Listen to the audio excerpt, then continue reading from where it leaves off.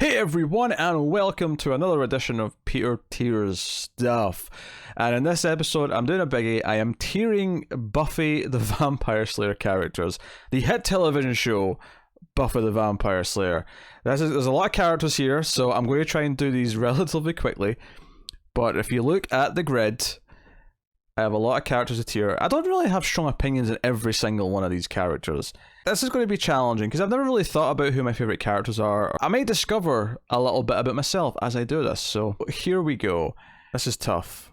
Having rewatched some of it recently because I've been doing the commentaries on Patreon, I've really discovered that I do love one Rupert Giles, but is he my favourite? He may be. Giles is top tier, right? I feel strongly about that. Giles is top tier. I can put Giles up there. I don't know. There's so many characters though. I feel like there has to be multiples in each. Even the S tier has to have multiples. Is there any characters that I definitely don't like? Is there any characters that I think is F tier? Riley. Riley can go in the F tier. Now, this is all relative. I mean, I don't necessarily think he's the worst TV character ever. I mean, other TV shows have much worse characters than the worst that Buffy ever had. But we will move on. And I'm trying not to be distracted by comments because there is a live audience watching as I do this. And some of the comments I could be doing without, is all I'm saying. I do have a controversial opinion in here, which I'm going to leave for now, but there is a controversial opinion. See, I need to see where this shapes up. Like, I don't know what the middle tiers mean yet. I don't know what a C tier means yet in the context of this, because I don't know how many good tiers there are. I mean, arguably S, A, and B are the good tiers, and D, E, and F are the bad tiers. C is right in the middle. If I stick to that logic, then there's maybe a couple I can throw in the middle because I'm just kind of indifferent to them. But in terms of S tier, is there anything else I want to put in there? I mean, there's a couple names that kind of spring to mind. Cordelia goes S tier. Obviously, am I including what she goes on to do in Angel? Arguably, I shouldn't, because it's not like other Angel characters that aren't in Buffy are included on this list. I should theoretically just stick with what's in Buffy. But Cordelia is such an entertaining character. She is so entertaining. I mean, all the characters are funny for the most part, because it's a Joss Whedon show, and he does that with his characters.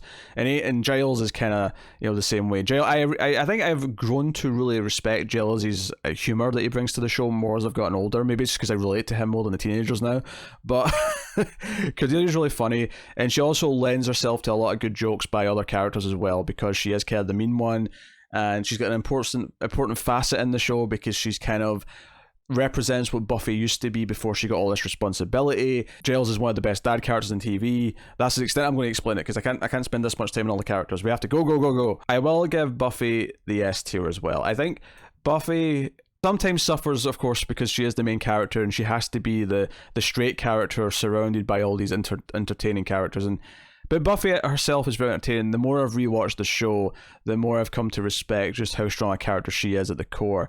And the show really does hinge around her arc and who she is and her responsibility as the Slayer, because the Slayer is a metaphor for just growing up and for adulthood and responsibility. Buffy is her hero, and there's so many great little beats along the way that show that she is a hero at heart, and not just because she's been burdened with it, that she actually is rising to the occasion. And she's funny, she's charming, you root for her. Okay, is there anyone else that I kind of don't like that I want to put somewhere? I mean, I guess, yeah, Buffy's dad's a bit of a shithead. Let's put him in the E tier. I mean, this doofus, I think his name was Ben. We'll put him in the E tier. This was, I'll try and keep away from too many spoilers here. I'll just, he was related to Glory. His plot function is fine. I was fine with his plot function, but as a character on his own to be enjoyed, yeah, I mean, E tier. I can't really say much more than that. I'm going to pop Faith right in that A tier. Great character. Obviously added a lot of dynamics to the show, even before obviously the Angel stuff where she left to go to that show. Interesting prospect of what happens when you have a Slayer who isn't a hero, who goes the other way. Very, very good stuff. Adam's kind of a D character, as far as the big bads go. I mean, I don't hate him. There's very few characters on this list I actually hate. I think he's just kind of bad, but I can enjoy a bad Buffy character. It is what it is. Likewise, Kennedy from season 7, she was just kind of there. I just have to go with that there. So I'm trying to get rid of some of these ones that I don't feel as strongly on. They're just kind of there. And the question is, so you'll notice that both Angel and Angelus are on this list. How do I feel about them? Do I feel about them separately? Am I going to put them in different tiers? Do I like Angelus or Angel more than the other?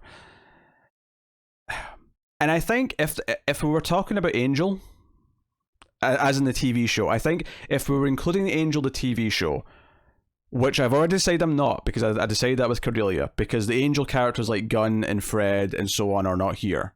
So clearly Angel as a TV show does not count. If we're only going with the 3 seasons of Buffy and like, you know, a minor appearance here or there that he made afterwards, I feel like I prefer Angelus. If I was including the TV show Angel, I would not say that. If I was including Angel the TV show, then I would say that I at least like them equally. If not, Angel takes the lead a little bit. With that in mind, I actually think that Angelus goes in the A tier and Angel goes in the B tier. Angel at least rises to the A tier if you include his show, but based on just Buffy alone, he goes in the B tier. I think he's solid for his plot purpose. I like, you know, his relationship with Buffy obviously is a very good plot that runs. The whole idea of him losing his soul, all of that stuff is great. But Angelus as a foe, oh baby, excellent foe for Buffy. So personal, so everything is great. I think I'm quite happy putting the A tier. Oz is a delightful character. What about the other heavy hitters? I think Willow goes to the front of the A tier. Willow's great. Willow serves so many purposes throughout the show. She's a heart of the show many a time. She has obviously some turns and twists later on, but she's also a really useful tool for making us care about things. If you put Willow in danger, then all of a sudden the threat feels real. And I have to admit, and this may be an unpopular opinion because people like how strong she becomes, and I agree, I like how strong she becomes, but there's something about innocent Willow in the early few seasons where she's just so adorable. She's so vulnerable, but funny, but like I love her becoming stronger as she goes throughout those early seasons. Like watching how she slowly builds up confidence to fight back against Cordelia. You know, episode 1, she gets made fun of by Cordelia and she just takes it. By the time you get to, you know, early season 2, she's willing to put in a little dig. She'll fight back. She'll get snarky with her, and it's a wonderful transition of a character. And in Buffy and Angel, the shows at their core, what makes them so good, apart from just how fun and witty and all the other stuff, is how the characters all grow throughout the show in relatively believable ways that feel like, and it feels like everything sticks. It feels like everything happened. No matter how good, bad, or dumb, everything sticks. From here, this may be controversial, Principal Snyder goes in the A tier because Principal Snyder is freaking hilarious. His hatred of children, his hatred of everything, the way he almost energizes himself off catching Buffy doing something bad. Oh, he's such a prick. But it's great. I love him. I think Harmony's solid C tier. You know, she's likable at times, she's annoying at others. There's some fun jokes that come out of her. Honestly, I'm not even making a dig at her. She's a solid like background character who has the occasional little moment, right? She's, you know, fine C tier character. Fine C tier. Do you know what? I think Joyce goes in the B tier. I think Joyce is a nice character. She makes mistakes. She's an understandable mother, but, you know, she's not necessarily most people's favourite, right? She's not someone that sticks out in your mind as, oh, the great Buffy character that you have to root for. That's Joyce sorted. The villains are hard. Like, it's hard to compare the villains to the regular characters in some ways, but I guess I have to, because that's what we're doing here, isn't it? That's what we're doing. And I guess by that logic, I have to kind of put Walsh here, the evil bitch monster of death, as she is aptly dubbed by one of her students. It would make sense to have her go in a similar place to Adam. I would say that I like her herself a little bit more than him, so I'll put her at the front. Let me just move that. There you go. So Walsh can go there. I don't really feel like explaining it. It just makes sense to me. The Anointed One's a bit of a little prick, isn't he? Where can he go? Is he E tier? Is he low D tier? I think he's high E tier. There you go. The Anointed One. More like the annoying one. And yes, I stole that joke from the show. Spike said it. Wesley's a popular character. People are going to be curious to where I put him. And I like Wesley. But here's the thing, though. Here's the thing. I'm not including Angel. I'm not including Angel in this, right? So, all I have is season 3 of Buffy for Wesley. That's that puts him lower, for sure. Because Wesley's best stuff is all in Angel. I mean, that's true, right? Like, no one's debating that. And he's a fun character.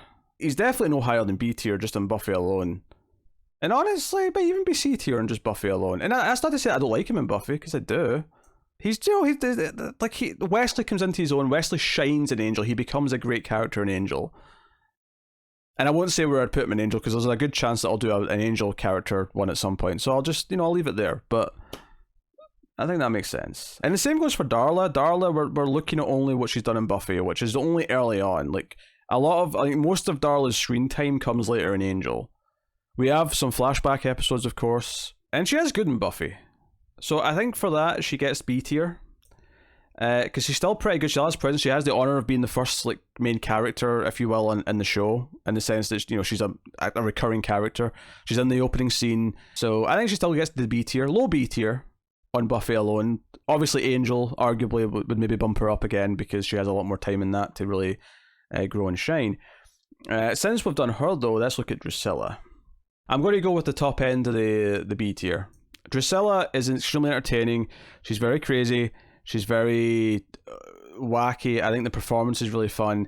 I was debating with myself over the high B tier, low A tier. But if I have to draw a line, because the B tier is still good. These are still good characters that I really like. I even like C tier characters, come on, let's be honest. And I think I have to do Spike now, because Spike is Spike is obviously completing this set of the vampire characters here. Out of that main group. Where do I put Spike? Oh, what an interesting one, because Spike is a character that a lot of the fans split on at a point where people thought that where he went in later seasons kind of ruined him and he took over the show too much. Some fans love him and think he was always the best part. Where do I fall on this? I was always entertained by Spike. I think Spike's a great character. I think he's really funny, and I like a lot of early Spike. I like a lot of what Spike becomes. Not necessarily everything, but a lot of it. I think Spike is in the A tier. Now we're in the A tier. He's above Snyder. He's above Oz. He goes there. And I had to think about that. I had to think about it.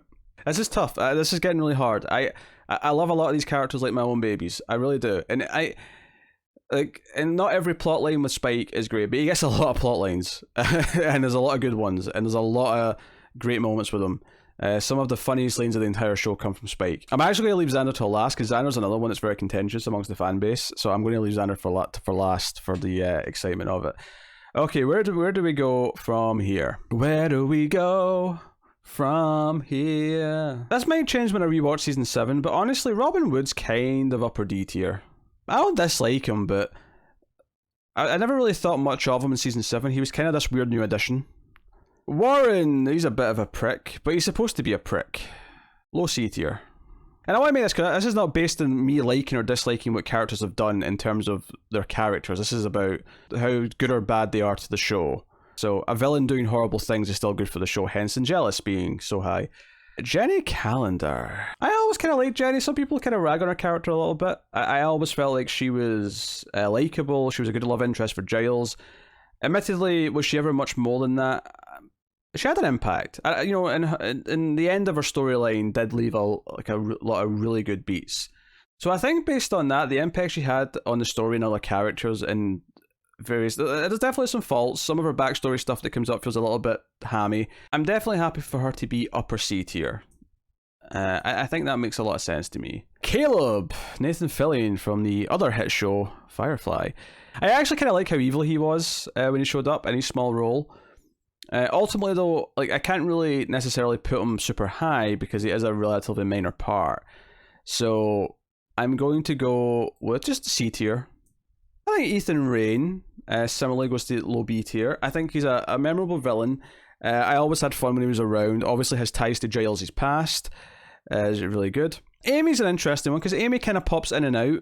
And I actually liked her well enough early on. Some of her later stuff, she's a bit more frustrating. So honestly, Amy, I I feel like Amy slots in the D tier right about here. So there we go. We're really filling this up now. There's a lot of names on here. A lot of names. Skip here. Skip. Kind of a likable side character in later seasons, but nothing particularly great. Kind of like-wise, I'd probably go something like that. Maybe put him in the upper end of the D tier. Dawn's a... No, we'll leave Dawn for later. Dawn's kind of contentious. I think Glory's a pretty solid villain, if not... like I think the threat level of Glory is really good. And I like that she's kind of like an evil blonde woman, because it kind of mirrors Buffy. Like, she, it's like the evil blonde versus the hero blonde. Like, there's a dynamic there. Her character, the way she talks, is kind of works, the evil valley girl kind of thing. And season 5's got one of the best overall plots of the show, so I'm going to say that she has to be at least high C tier. But honestly, I'm actually going to go a little bit further. I'm going to say low B tier for Glory. Let's do the rest of the trio. We got Jonathan and we got Andrew here. Now, Jonathan's actually one of the earliest recurring characters in the show. He appears in early season 2 and is obviously there for quite some time. He has that wonderful episode in season 4. He, has a big sort of dark episode in season 3.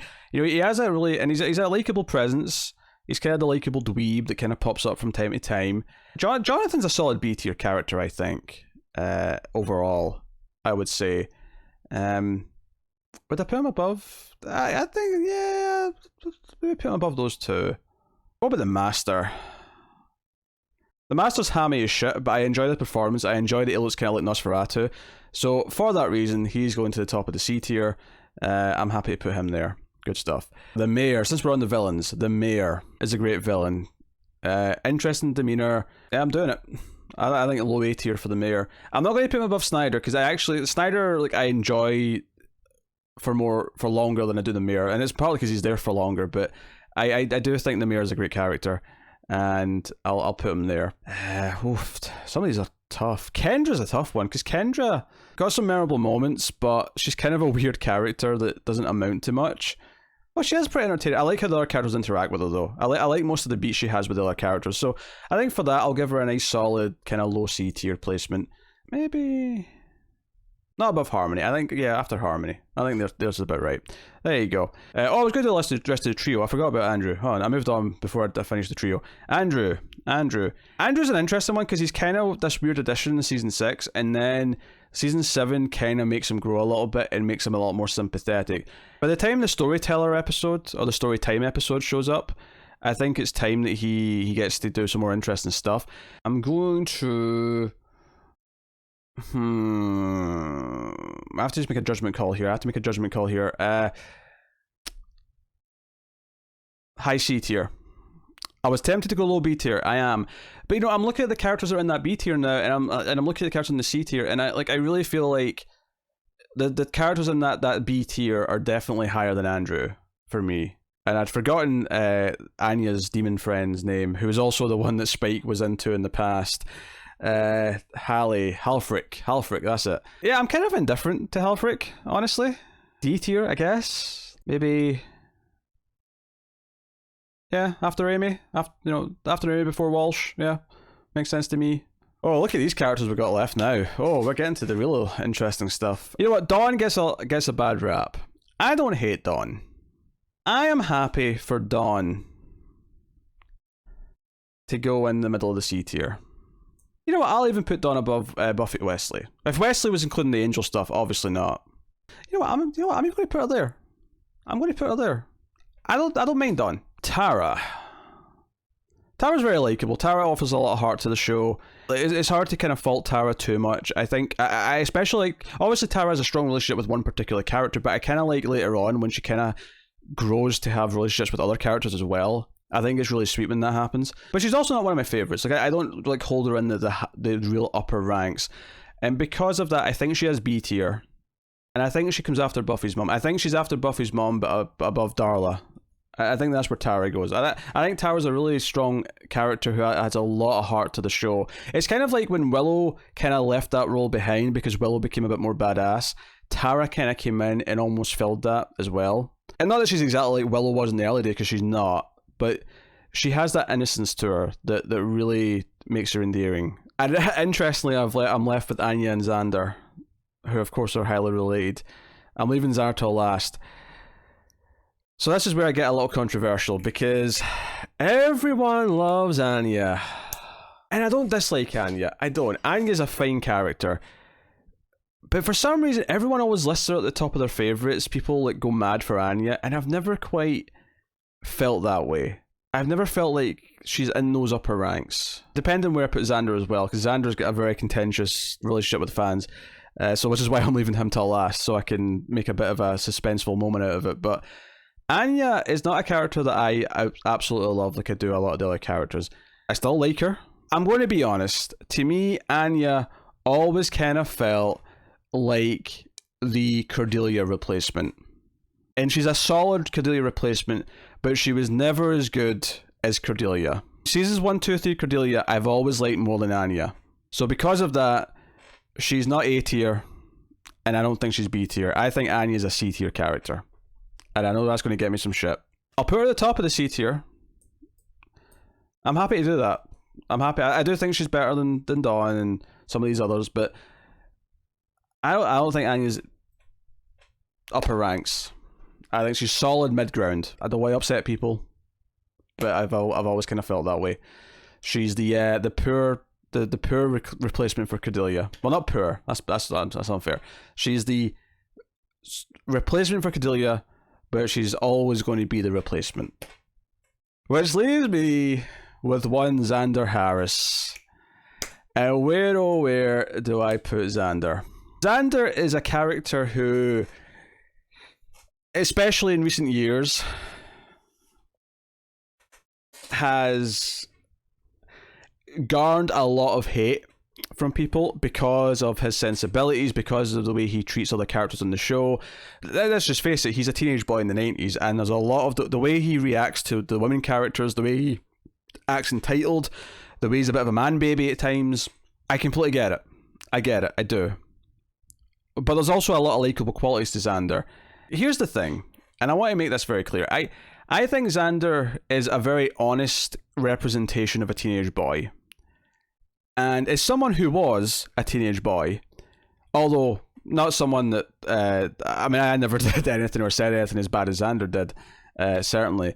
But there's definitely a period of being a teenage boy where you think a little bit differently, stupidly, and immaturely, before you have certain experiences to kind of like mold you into more of a grown-up, that I honestly have always found relatable. Xander is relatable in a way that is kind of brutally honest.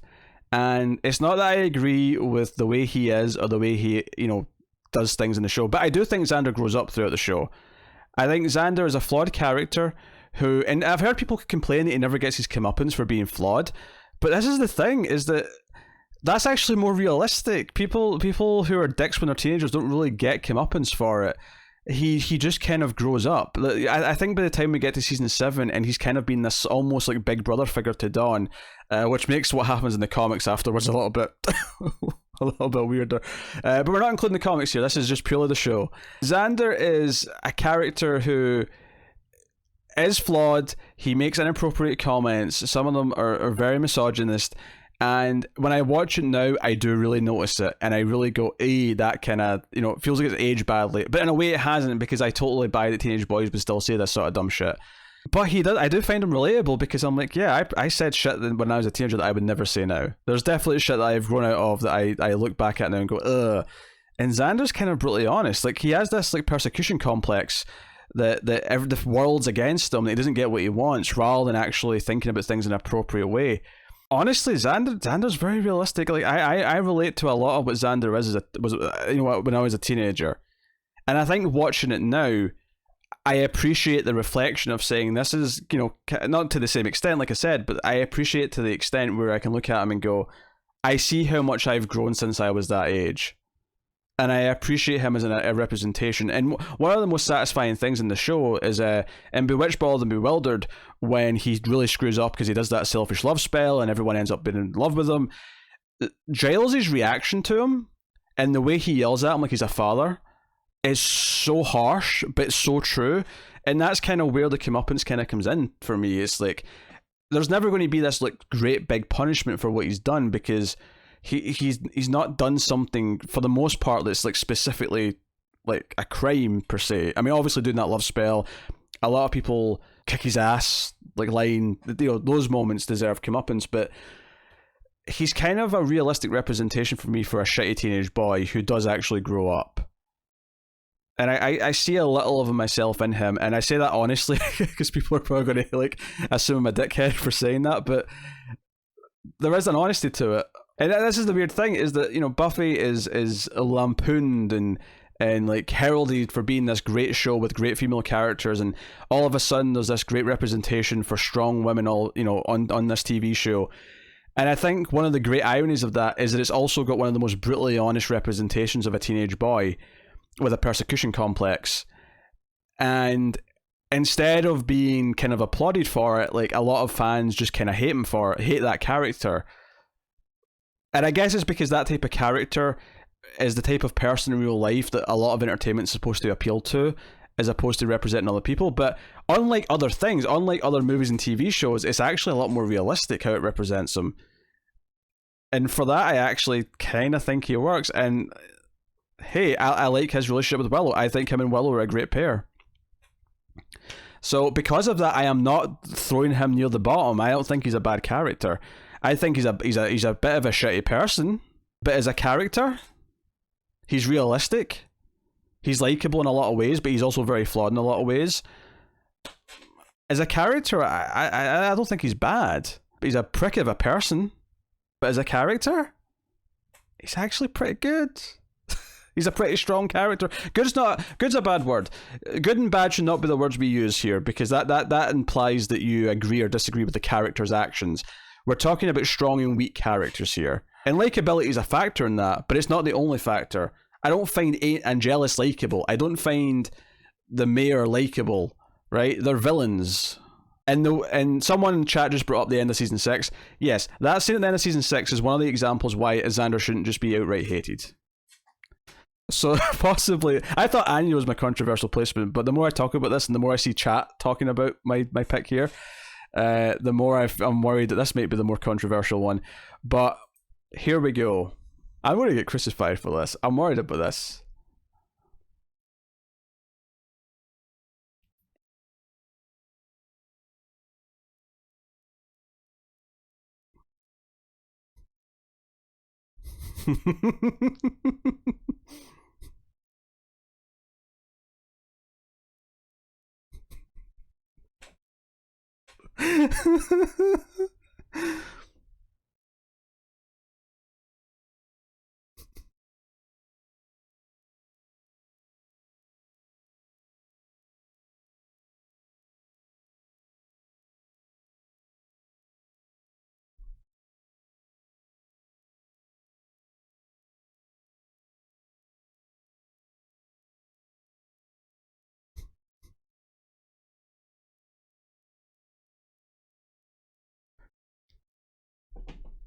Thanks for watching, guys. I'll see you next time. If you want to support the channel, go over to patreon.com/MailFuzzTV. You can support us for as little as $1 per month. But that's me. Thank you very much for watching. I'll see you next time. Bye, guys.